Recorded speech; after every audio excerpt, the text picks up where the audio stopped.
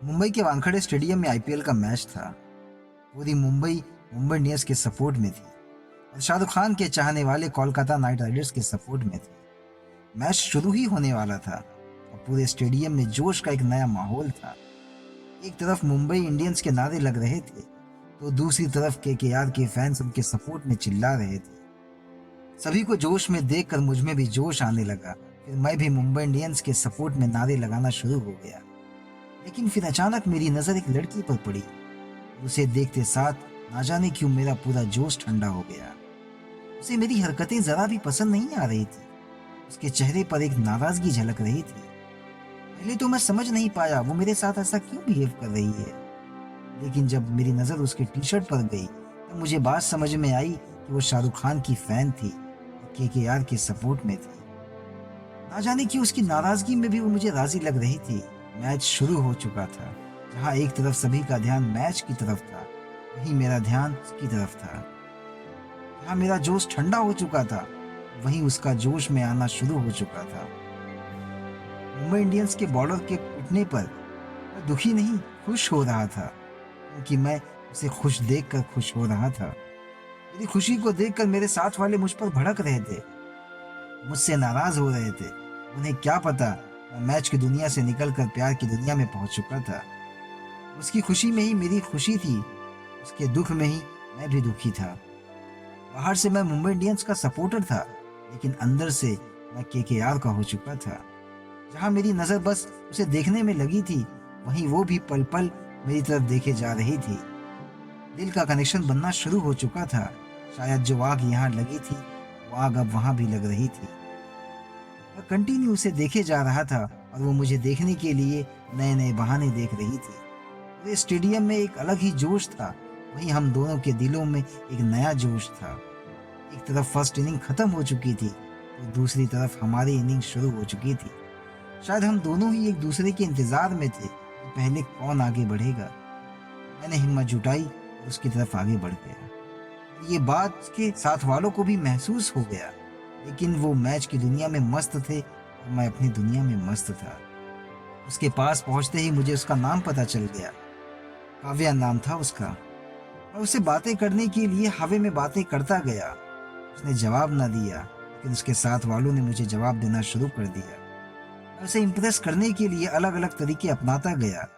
फिर बहुत कोशिशों के बाद उसका दिल भी पिघलना शुरू हो गया। वो सवालों का जवाब देने लगी। बातों बातों में ही वो मुझसे बातें करने लगी। बातों का सिलसिला तो बढ़ता गया। अब कुछ प्रैक्टिकल करने का समय आ गया। कोल्ड ड्रिंक के 2 घूंट पीने के बाद मैंने अपनी कोल्ड ड्रिंक को उसकी तरफ बढ़ा दिया। वो तिरछी नजरों से मेरी हर नजर पर अपनी नजर रखी हुई थी। बॉटल से जैसे जैसे गैस खत्म हो रहा था, वैसे वैसे ही मेरे अंदर का पेशेंस खत्म हो रहा था। काफी वक्त गुजर जाने के बाद भी जब उसने मेरी कोल्ड ड्रिंक को हाथ नहीं लगाया, तो मैंने अपनी बॉटल को वापस अपने हाथ लगा लिया। ये देखकर उसने मुझे हल्का सा एक लुक दिया और एक नजर में उसने सारी बातें कह डाली। इतना सब्र किए थे, थोड़ा और कर लेते। मैं तो बस उठाने ही वाली थी, तुम्हारा साथ देने ही वाले थे। समय बदल चुका था।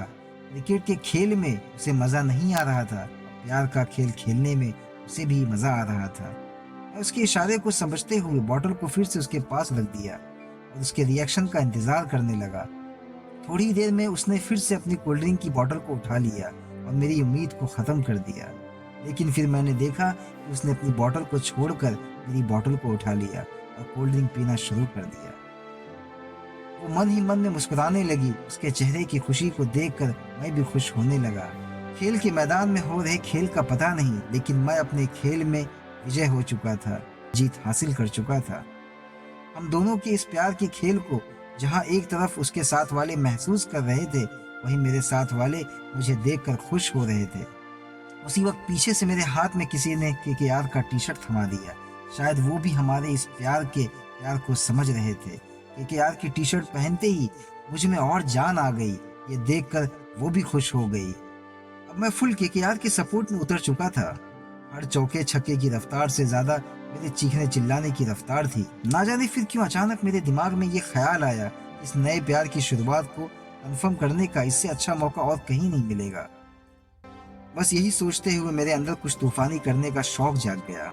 फिर मैंने एक बहुत बड़े पेपर में आई लव यू काव्या लिखकर उसे सबके सामने प्रपोज कर दिया। अब ऐसा लग रहा था कमेंटेटर को भी हमारे इस प्यार की खेल में मजा आने लगा था, और वो भी खेल की कमेंट्री छोड़कर हमारी कमेंट्री करने लगा था।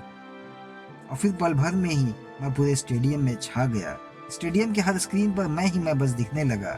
मेरे प्रपोज के स्टाइल को देखकर काव्या और भी खुश हो गई और पलटकर मेरी तरफ देखने लगी। जहां एक तरफ खेल खत्म होने वाला था, वहीं दूसरी तरफ हमारा खेल शुरू होने वाला था। मैं अपनी जबान से उसे आई लव यू कहने ही वाला था कि अचानक एक जोरदार थप्पड़ मेरे गाल पर किसी ने जड़ दिया। मैं कुछ समझ पाता तब तक फिर से एक मुक्का मेरे मुंह पर किसी ने रख दिया। तब मुझे ये बात समझ में आई कि जिन्हें मैं अब तक काव्या का फ्रेंड समझ रहा था, वो दरअसल में सब उसके भाई थे।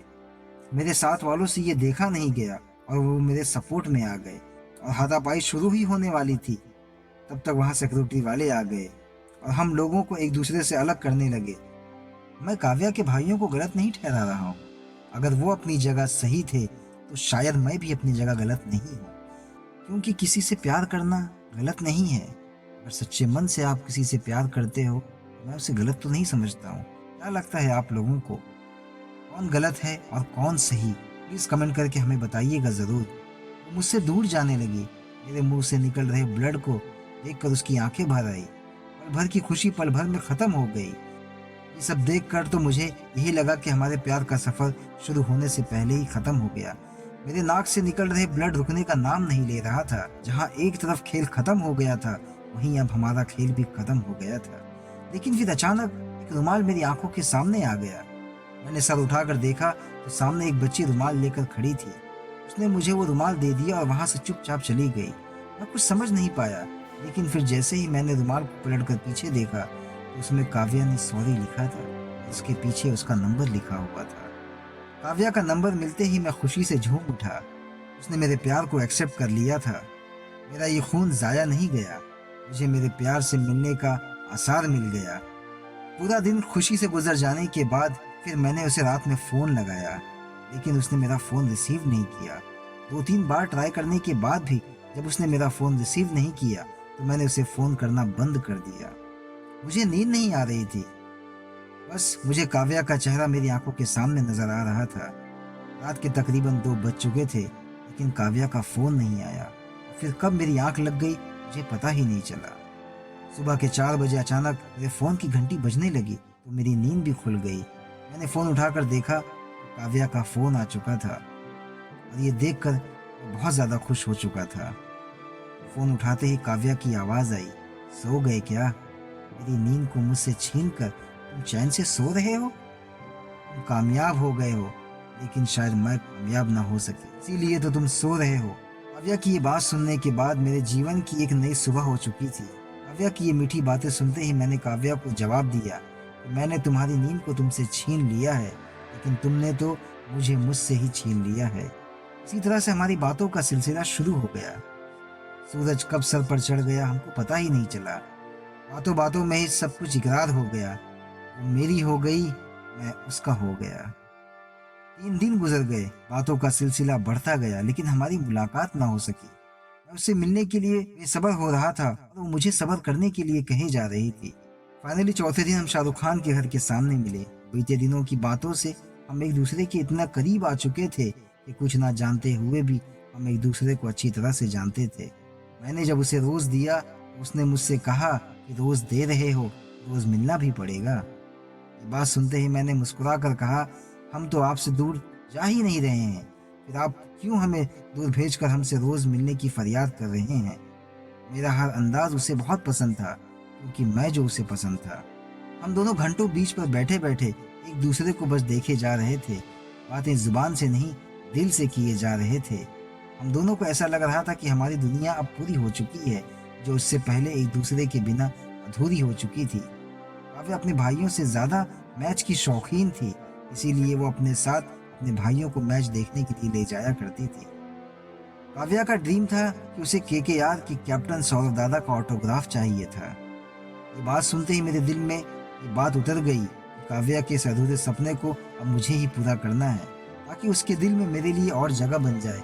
वो मुझे और भी ज़्यादा चाहने लगे, उससे और ज़्यादा प्यार करने लगे। बीच से कैफे, कैफे से रेस्टोरेंट, काफी समय गुजर चुका था और काव्या के जाने का समय हो चुका था।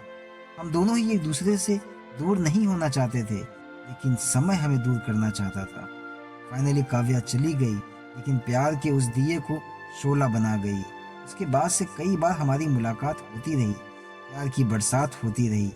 फाइनली फिर केकेआर के मैच का दिन आ गया और हम दोनों ने इस बार मैच साथ देखने का फैसला किया। स्टेडियम में हर कोई खेल का मजा ले रहा था, लेकिन मेरे दिमाग में कुछ और ही खेल खेलने का प्लान चल रहा था। केकेआर आज बहुत फॉर्म में थी। उनकी बल्लेबाजी को देखकर ऐसा लग रहा था कि उन्होंने जीत का परचम पहले ही अपने नाम कर लिया था। उन्हें जोश में देखकर काव्या में भी जोश आने लगा था। कुछ देर में टी टाइम का ब्रेक हो गया और सभी प्लेयर ग्राउंड में एक जगह जमा हो गए। मैंने देखा गार्ड्स अपने में मगन हो गए।